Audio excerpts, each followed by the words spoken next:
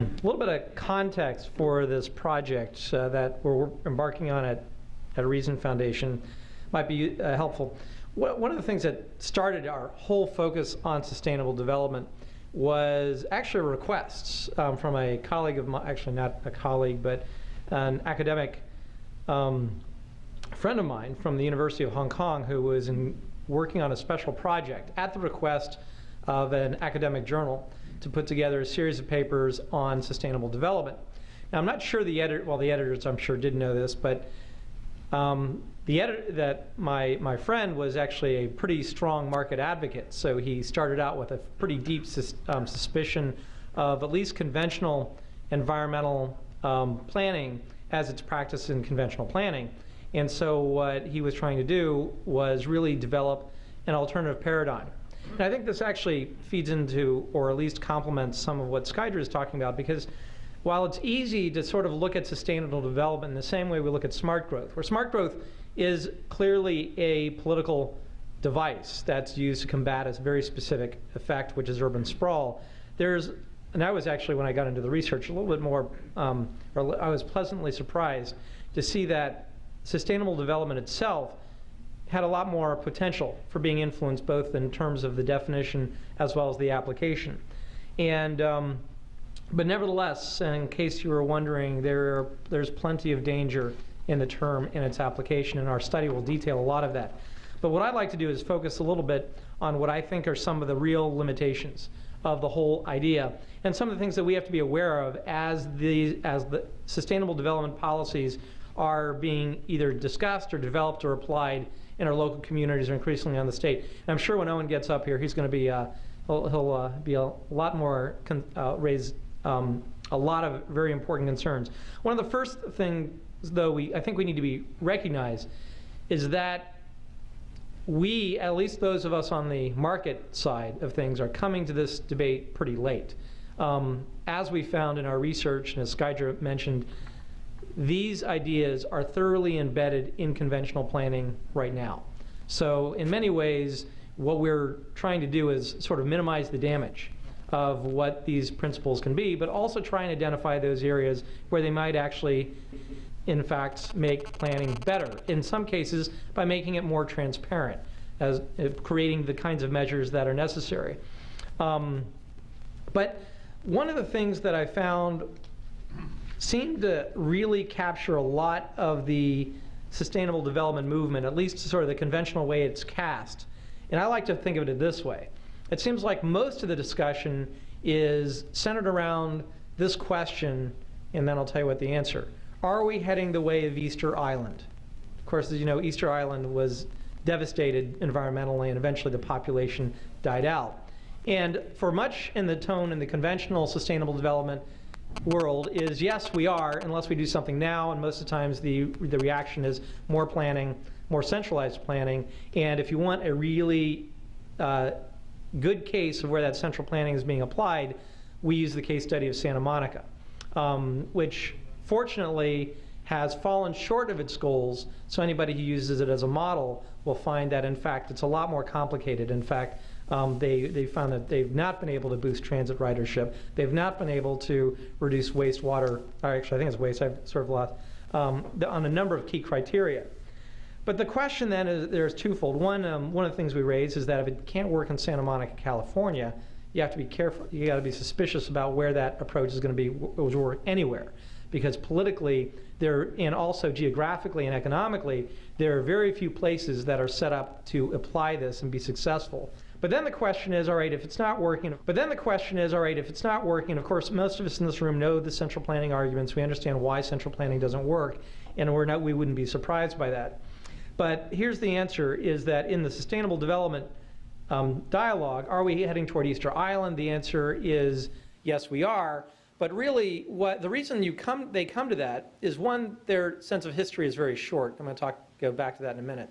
Second is that, and this is something I found in most of the environmental movement, as well as most of the conventional planning dialogue, is that they sort of look at trends in these straight line trends.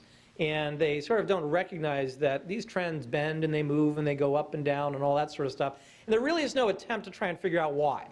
Why is it that it's not a straight line curve? And I'll give you an example. This is not one we used in the, it's not one we actually used in the paper. Unfortunately, the paper was too far along in the production process for me to use it, but I used it on a blog. I'm actually, planetizen.com is a portal for the urban planning profession, and they have a blog, and I'm a columnist on the blog, so I post things up there that, well, about every 10 days irritate a big chunk of the planning community. One of those was talking about this great article in Access Magazine, which is published by the University of California Transportation Center. The article was called Horsepower, meaning as in the four-legged creatures, versus horsepower, meaning the kinds of things that we propel our cars with.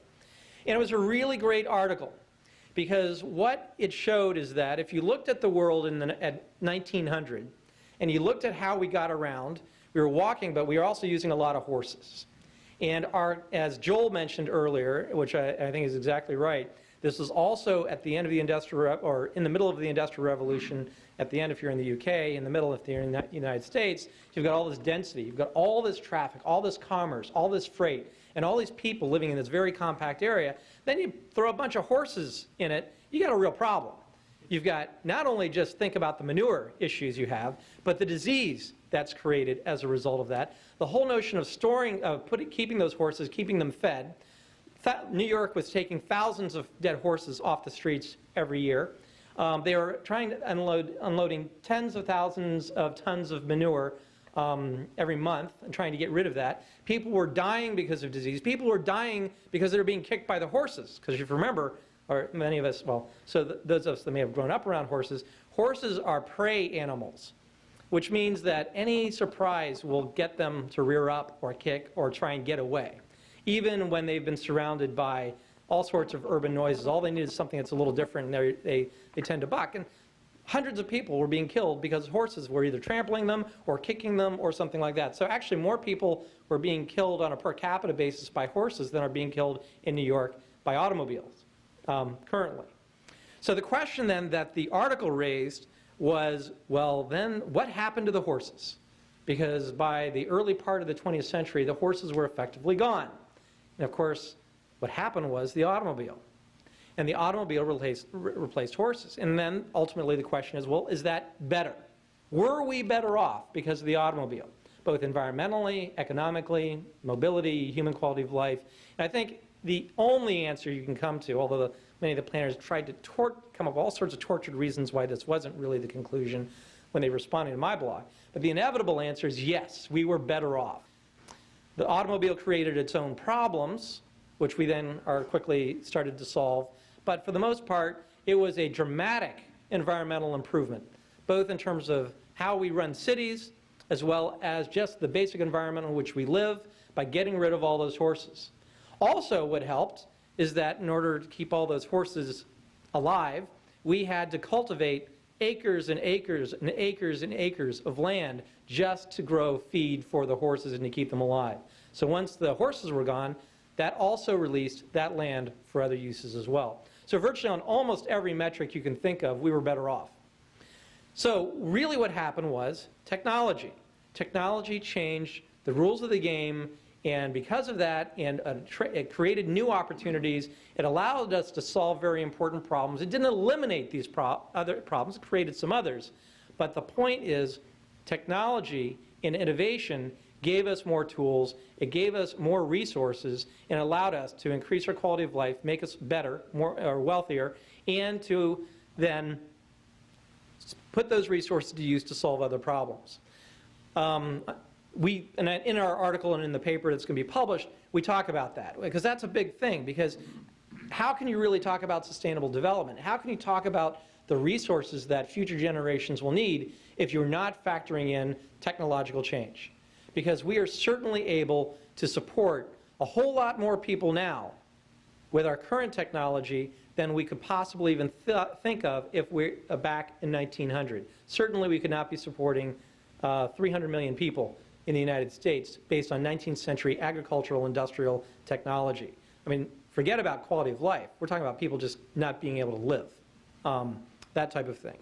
So what comes out of this then is that innovation propels growth, And that innovation, so not only does innovation propel growth, but with that growth comes wealth, comes new tools, new knowledge, allows us to solve other information or other problems, environmental problems. So in essence then, cities cannot grow, who cannot grow, cannot develop that wealth, we cannot develop those tools, we cannot develop that information, we cannot apply those resources to solving these problems and improving our life. So we need the efficiency of the market to improve the quality of life and to use environmental resources much more efficiently. And the whole issue we bring to bear on the issue of sustainable development is that without really recognizing what kinds of institutions are necessary to propel that innovation, to create that wealth, you're really not talking about sustainable development in a meaningful way.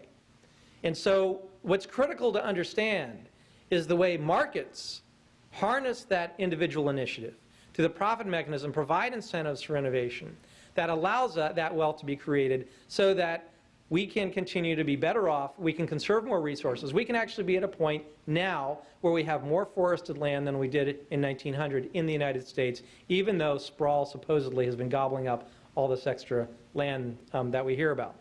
It also emphasizes the importance of taking a historical approach to the issue, that we can't look at environmental issues by just looking at where we are now, let alone trying to create this sort of straight line extrapolation on what's going on, where we might be, and then trying to make policy now based on where that straight line is going to end up. So a lot of our critique is really trying to, one, recognize that sustainable development is part of the lexicon of planning. It's embedded in policy, whether we like it or not. But two, really bring into this discussion the importance of institutions, the importance of markets, the importance of understanding dynamism and innovation. Now, sustainable development itself as a concept really couches itself as a way of trying to balance what they call efficiency, which most people think is the market. Somehow that's all it is efficiency. Of course, we think of it as something much broader than that. But balancing efficiency with equity with the environment. And what's interesting to me as I was getting into this debate, in this discussion, was really, I was looking for some way of seeing that balance. In other words, where were we bringing something in to the discussion where, I mean, there had to be some formula or some way of weighting each one of these three. There isn't. And in fact, that's one of the fuzziness aspects of this term, which Skydra talked about, is that if you're not careful, it can be captured to address very specific agendas. And what we see in Santa Monica is, in fact, what is essentially the application of a radical environmental agenda that really largely ignores the market side. It ignores largely the efficiency side. And while it addresses in rhetoric equity, if you look at the actual impacts, there's not a whole lot of equity that actually results as a part of the implementation. In fact, it's becoming a wealthier, more secluded, more exclusive community as a result of the kinds of costs that are being imposed in order to achieve some of these environmental agendas. So what the irony then is, if you take a sort of a hardline Santa Monica approach, Santa Monica, I think, is headed toward Easter Island, but not quite in the way that we traditionally think of it, because Easter Island, they basically got rid of all the environmental resources and they just, well, we don't know what happened, probably starved to death or something like that. Santa Monica is simply going to kill its city as a result, because what it's done is it's not kept those things in balance. It's actually gone beyond just measuring and trying to track, but it's completely failed to understand the institutions that are necessary to create a more environmentally friendly, more effective, and a wealth-creating type of community that's necessary for us to address environmental goals. So the bottom line then in all of this is that those communities, and this is a sort of repeated theme throughout the day, that are flexible, that allow change, that allow innovation, that embrace that, but recognize that with that come new goals and a new capacity to address real problems. Without recognizing that, you are essentially seeing your community stagnate. That is not sustainable. If anything, that is a recipe for disaster and decline, if not actual extinction of the city itself down the road. While there is certainly some value in engaging in the debate on terms of measures, we also need to recognize how it's being implemented, but also what's got to be a critical part of all of this discussion is the role that markets play in creating a more environmentally sustainable place. But not only that, really making sure the economic sustainability component is part of that discussion as well, but recognizing that with that growth in that innovation, you're also able to address equity issues as well by giving opportunity, creating opportunities for people that wouldn't be able to tap into that in a poorer society. So with that, I will finish. And I guess we have some time for some questions. Before Owen comes up and tears me apart and tells me I don't know what we're talking about. Yeah. Do you have any questions on sustainability? Yes, sir, in the front row. Yeah, I'd like to address this one primarily to Skyder, I think. If I remember correctly, part of your definition of sustainable development is that meets society's needs now and in the future. Government land use planning places restrictions and regulations on the use of land, and the end result is that the prices of housing go like this, and the availability of housing goes like this. How do you square that particular problem with sustainable development? Well, that's not my definition. That's the Brentland definition, and I wouldn't say that it's the strongest definition or that it provides the most information. The real environmental indicators that we should be looking at as measures of sustainable development are those natural capital measurements. Those are groundwater, fisheries, the services provided by the atmosphere, topsoil, things like that. Not I can't really speak to the housing side of the sustainable development equation very well. I think it makes sense that in the sustainable development, while the housing component is important, and by the way, I think the kinds of things that planning does on the housing side are inconsistent. I would argue they are not sustainable either as a result of that. So I think it's proper to bring that up. A lot of what we've been focusing on with this report has been more pure environmental side. But keep in mind, I'll throw this out. One of the things we have to recognize is that within the urban planning profession, there is a fair amount of hubris about what planning can do. Not too long ago, I was at a conference in Florida where we had a former president of the American Planning Association come up and actually saying what it was a fairly market-oriented crowd, so I have to wonder about his political sensitivities as well. But he said, planners are the only profession that have the breadth of understanding of the different components of a city to make the decisions about how resources should be used in a city. Now, keep in mind that this is a profession I have yet to find in any graduate urban planning class a mandatory course in economics, let alone, well, they do have sociology.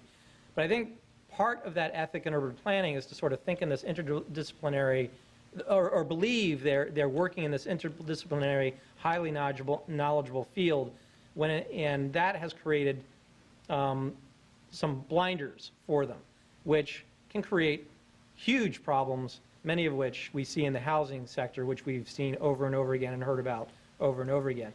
And we run the danger of that in the environmental side too. And potentially an advantage of using a sustainable development framework is to explicitly have to look at the relationships between things like affordable housing and sprawl and the land use impacts if we're trying to preserve open space and at the same time imposing controls on land use that make housing more expensive and create whole demographic trends in moving to where housing is less expensive. The Sustainable Development Framework is something that can look at that or hopefully force us to consider that. Do two more quick questions here.